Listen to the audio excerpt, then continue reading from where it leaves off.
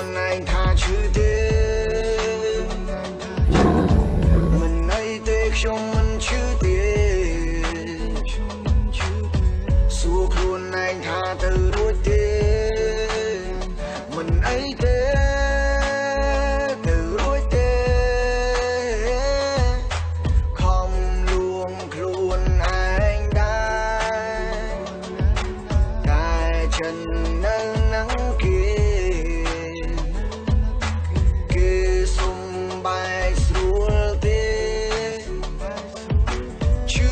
រិនធ្វើគឺខ្ញុំ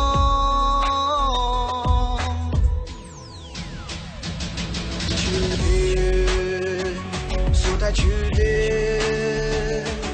សង្សារសុំបាយចង់មកក្បាលក្រែមានអារម្មណ៍ថាស្វាងដូចជាផឹងកាហ្វេជឿទេសួរថាជឿរិនធ្វើគឺខ្ញុំជឿទេសួរថាជឿទេ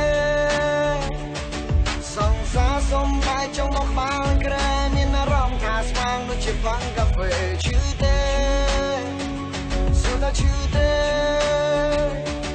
សង្សារសុំបាយចង់មកក្បាលក្រែមានអារម្មណ៍ថាស្វាងដូចជាផឹងកាហ្វេអង្គុយសង្គមម្នាក់ឯងអារម្មណ៍កណ្ដោកណ្ដៃរសាត់អណ្ដាច់រញ៉េរញ៉ៃហើយរត់ស្រក់ចេញកុំបានពីឈួតពីជាចង់បោកឆ្ងាយចង់បោកចានឈឺចាប់ខ្លាំងពេកព្រោះតែអត់អូនមិនបានឈឺចាប់ខ្លាំងពេកថាចង់ទៅចងកតែខ្ញុំមិនហ៊ានទេខ្ញុំខ្លាចខ្ពស់ដល់កត្រឡប់មកគិតឡើងវិញថាចង់ទៅលោតទៅខ្លាចពេលហែលឡើងគោវិញមកត្រូវពោះចិត្តខ្ញុំគិតមកយប់ដល់ព្រឹកបានត្រឹមប៉ុណ្ណឹងគិតចោះគិតឡើងមិនបានងាប់ទេអញ្ចឹងខ្វះអីដែលរីល្អនៅលើលោកីយើងល្អប៉ុណ្ណឹងដល់គេមើលមិនឃើញតម្លៃឈប់គិតពីគេហើយយើងគួរដើរទៅមុខ